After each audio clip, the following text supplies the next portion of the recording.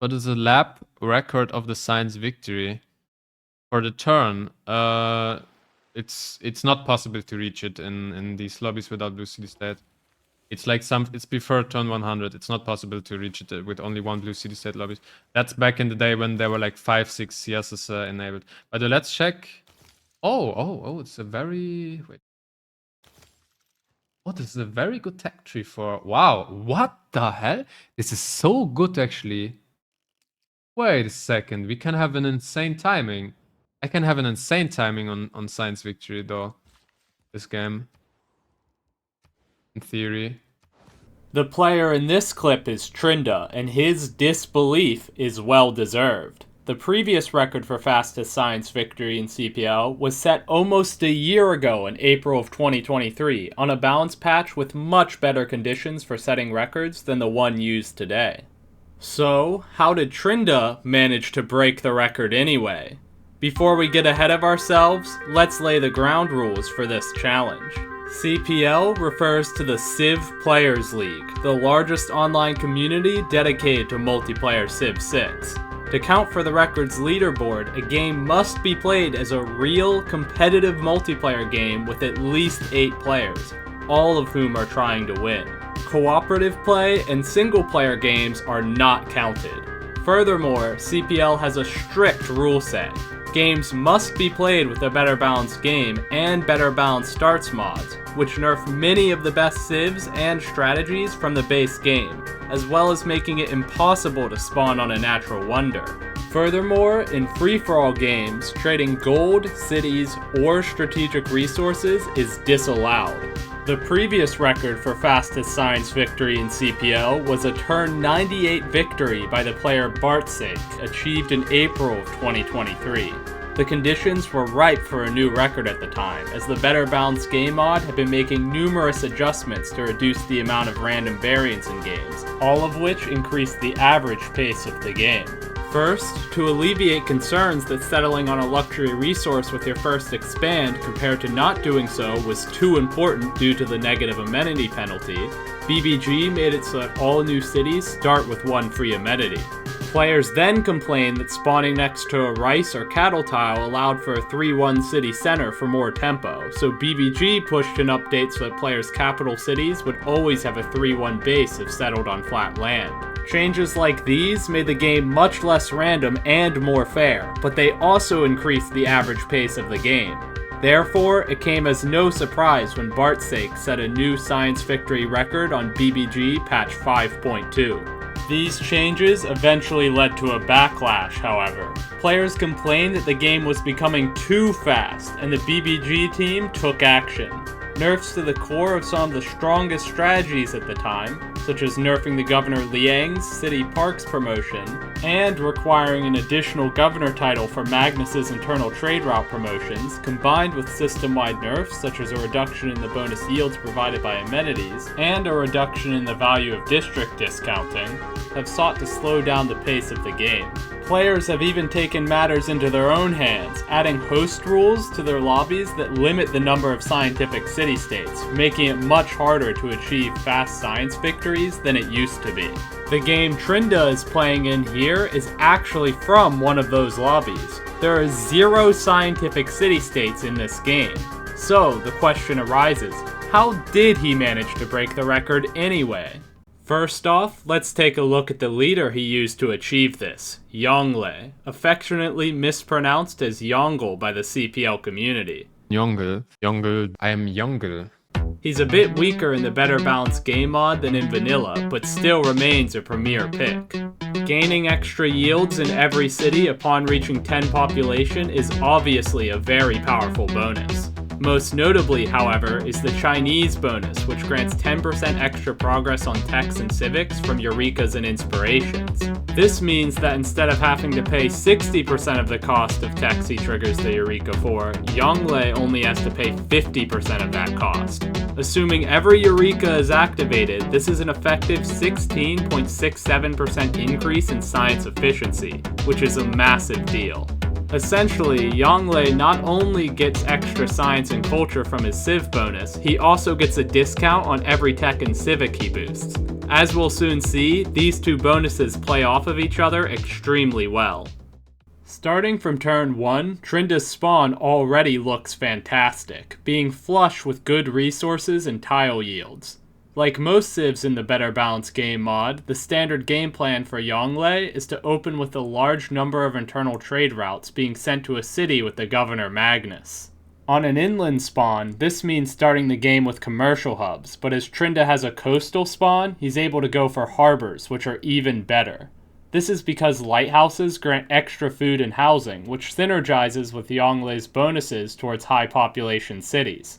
Traditionally, most civs produce a scout first, but on naval civs, there's a well-known strategy where you open with a builder if you have 2 sea resources on reefs. By rushing sailing, Trinda is able to improve both of the turtles right away, using the builder as a makeshift scout for a while afterwards. After a bit of scouting, Trinda brings the builder back and spends gold to buy the pearls tile. This is motivated in part by a desire to work the pearls for the faith they provide in order to reach his pantheon faster. With 3 fishing boats improved, he's able to grab the God of the Sea pantheon, gaining extra production on every tile he's working. Already, we can see the power of naval Yongle in action. The 10% extra progress on Eurekas from China's bonus boosts both sailing and celestial navigation, and with the extra science granted by the turtle tiles, Trinda is on pace to unlock harbors by turn 17. On the horizon, Trinda suddenly spots what every naval player dreams of, the outline of an industrial city-state. One time in my life lucky, and this is Auckland, okay? One time. Come on, one time. I'm gonna shift enter this. What is it? Oh, okay. Okay, same thing though. Same thing. Literally same thing. This game just got real. One of the best city-states in the game, the suzerain bonus of Johannesburg, grants bonus production to cities for each unique resource they have improved. This has incredible value on Trinda's spawn specifically, as his cities are overflowing with resource diversity. To take advantage of this, he spends his first governor title on Amani, assigning her to Johannesburg where she can act as 2 envoys. This signals to other players that Trinda is serious about controlling the city-state, making them hesitant to contest him and risk wasting their envoys. From here, Trinda plays out a typical harbor opener with Magnus internals.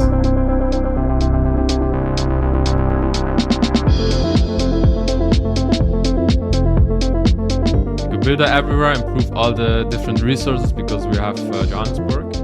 It gives us bonus production and of course +3 amenities.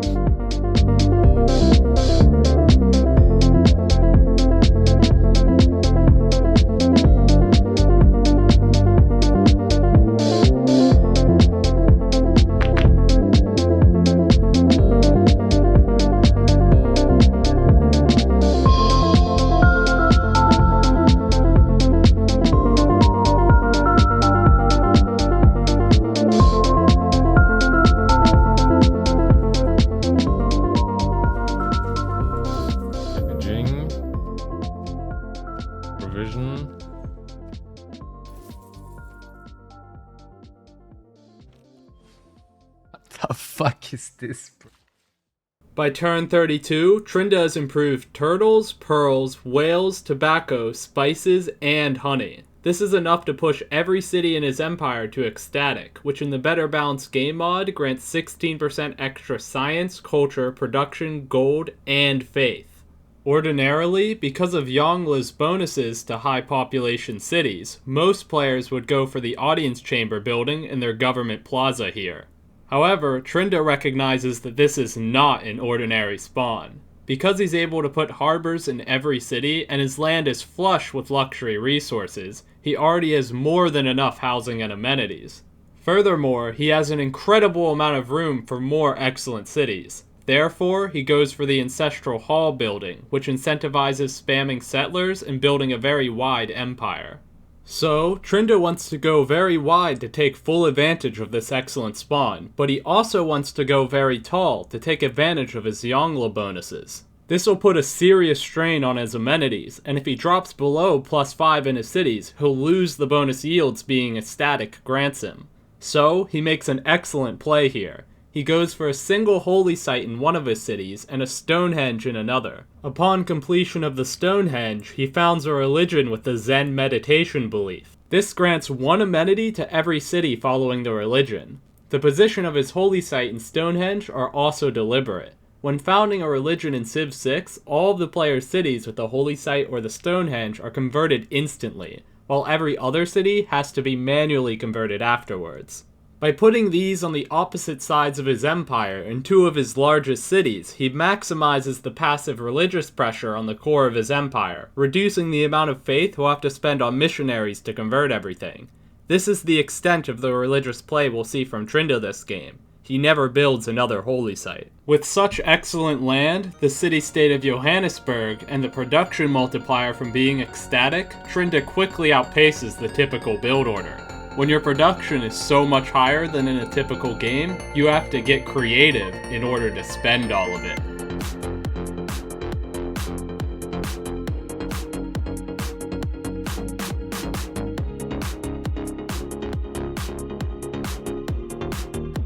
If I get those 2 wonders, that's gonna be insane, but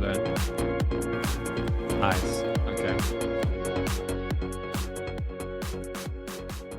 Trinda gets all 3 of the wonders he goes for. The fact that he can even build pyramids is just another way in which the spawn is extremely lucky. When playing with CPL's map settings, most spawns won't have access to a flat desert tile on which to place the wonder. Of note is the decision to build the Great Library. Unlike the other wonders, this one doesn't give much tempo early, but scales phenomenally into the late game. This is because of the effect where a random Eureka is granted every time another player recruits a great scientist. These random boosts will effectively provide thousands of science over the course of the game. Furthermore, they benefit from China's bonus, which strengthens the power of Eurekas. Rewinding a bit to turn 44, we can get a glimpse at just how highly Trinda values Eurekas. And this is gonna be commercial city as well. We need more commercial cities. Like we need 2 commercials at least, that's the thing. I would probably just go max harbors here, but we need 2 commercials for boosts. Guilds boost build to markets, and economic boost build to banks.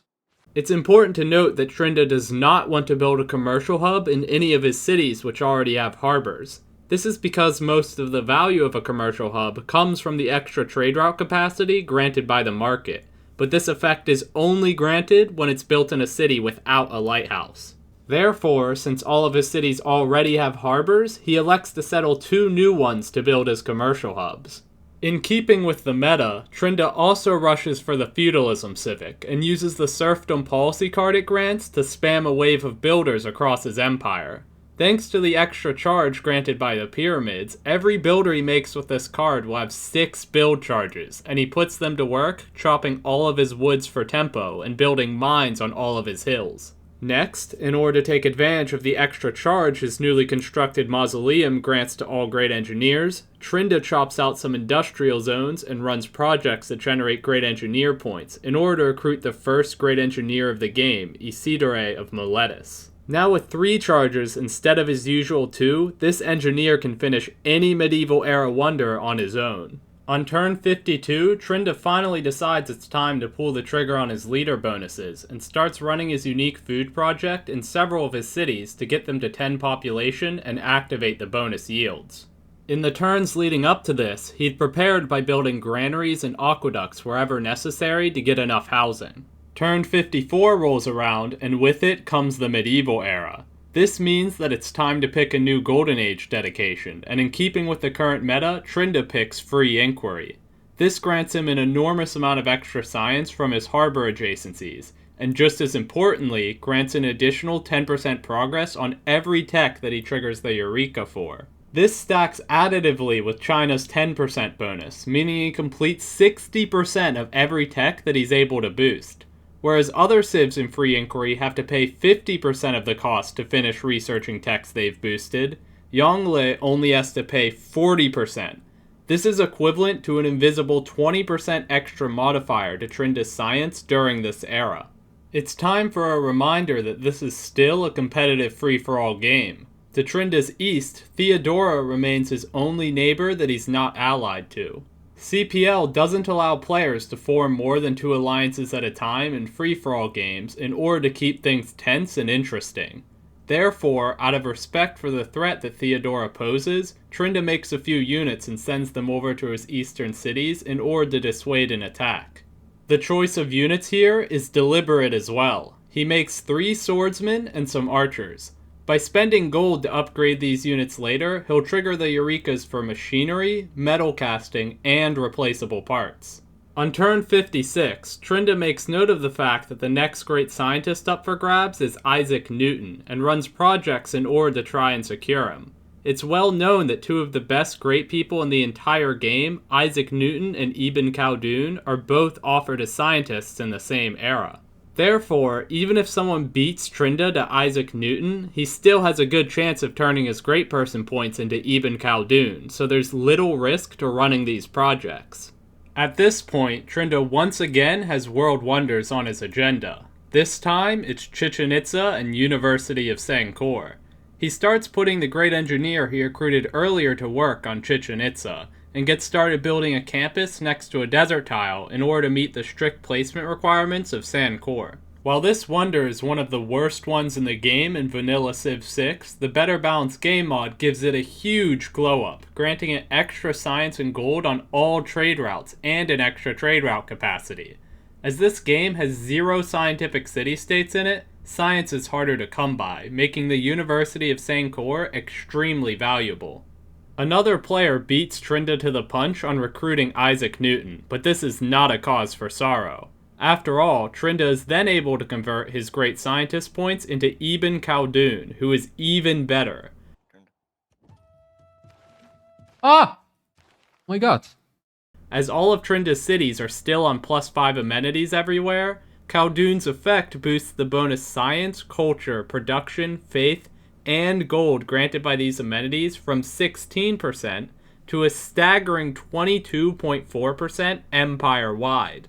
Cognizant of the fact that the last medieval era great engineers are about to be taken, Trinda runs more industrial zone projects in order to try and snag one of the upcoming Renaissance era ones. He hits the jackpot, finding Leonardo da Vinci. This engineer is already pretty strong, but its effects are truly ridiculous when granted an extra charge by the wonder Mausoleum at Halicarnassus.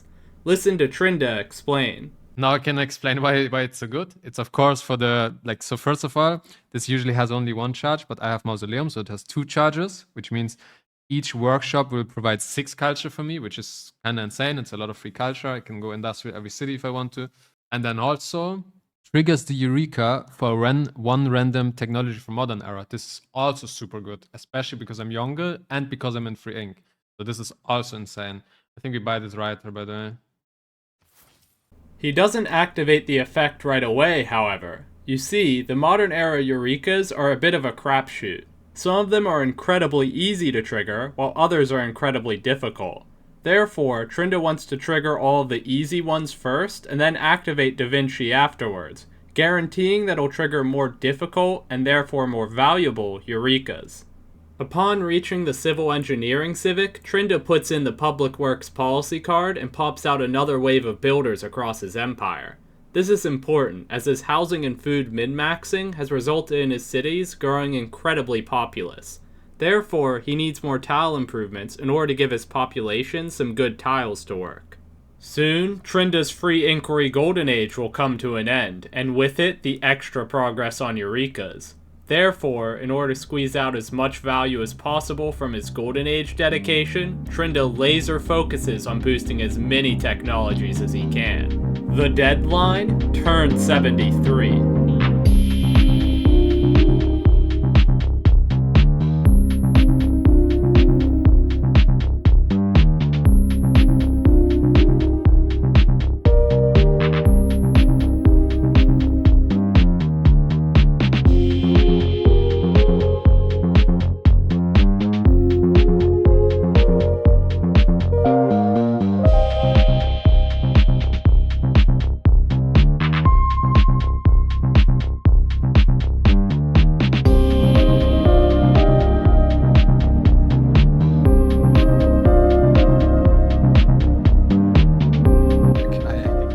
never boosted this, or like boosted this like maybe once in my life.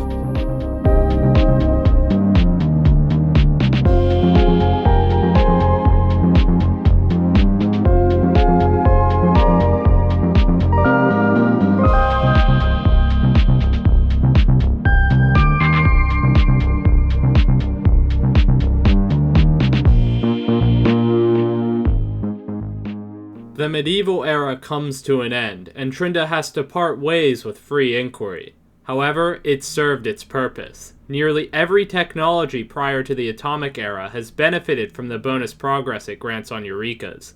Now, the late game begins. Trinda chooses to reform the coinage Golden Age dedication for some extra gold, and as he just completed the chemistry technology, he gets started building research labs in all of his cities.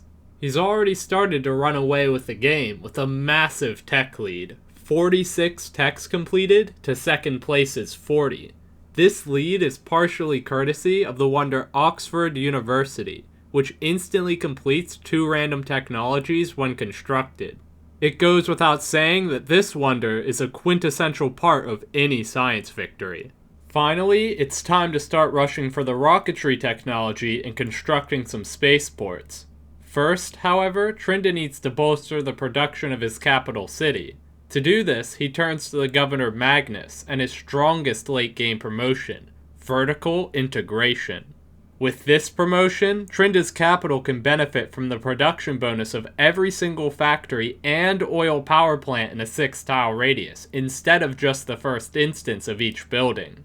On turn 77, he places his first spaceport. Shortly afterwards, he builds an aluminum mine for the nanotechnology Eureka and starts building aerodromes for the synthetic materials Eureka. I'll stop covering these, as I'm sure by now you get the point. Trinda triggers the boost for every single tech he can. On turn 79, a clueless chatter asks him if he's on pace to beat the science victory record. Up until this point, Trinda hadn't even considered the possibility. He had simply been playing a normal multiplayer game of Civ. However, as he examines the future era of the tech tree, he realizes that he has a chance. Wait a second, we can have an insane timing. You see, the future era technologies always appear in a semi-random order with random prerequisites. There are only 2 constants. The first is that the technology Smart Materials, which is required to launch the exoplanet expedition, always appears in this spot in the tech tree. The second is that the technology Off-World Mission, which unlocks the laser stations needed for a fast science win, always appears as the second to last tech in the tree. Most of the time, the technologies Nuclear Fusion and Robotics are required to access these technologies, adding an additional 9 techs to the total for science victory. Furthermore, Off-World Mission can require anywhere from just 1 other future era technology to all 6 of them. This means that science victory requires anywhere from 57 technologies in the best case to 71 technologies in the worst case. Trinda's tech tree requires just 59 techs, which is extraordinarily lucky. Realizing this, it dawns on him that he's been blessed with a golden opportunity to make Civ 6 history. He could risk it all, playing to win science victory at the expense of all else. However, this is by no means a weak lobby, and if he shows any vulnerability, the other players could eat him alive. Therefore, he has to make some concessions if he wants to keep himself safe. Instead of going right into the democracy government, which would give him the most production, he instead makes a brief pit stop at fascism. This is because constructing a government plaza building while fascism is your active government grants access to the fascist legacy policy card for the rest of the game, which may prove necessary to dissuade attackers. Furthermore, while he'd love to go for the Royal Society building, allowing him to complete the space projects faster, he instead plays it safe and goes for the War Department, which grants his units healing whenever they kill an enemy unit. A few turns later, he recruits the great scientist Albert Einstein, who grants him a vital 4 additional science on each research lab in his empire. Since there are 0 scientific city-states in this game, Trinda needs to squeeze out every last bit of science he can if he wants to continue finishing the increasingly expensive technologies in 1 turn each. In order to win science victory, Trinda needs to complete 4 projects: a low Earth satellite, the moon landing, a Martian colony, and an exoplanet expedition. On turn 84, he finishes launching a low Earth satellite. That's 1 project down, 3 more to go. Oh, it's gonna be damn close. We're gonna be damn close. Just when it seemed like his production would create a bottleneck and slow down his science victory, Trinda has a stroke of luck. His low Earth satellite reveals the city-state of Hong Kong, whose suzerain bonus grants 20% extra production towards all projects. He takes control of it as he completes the moon landing. He's now halfway there.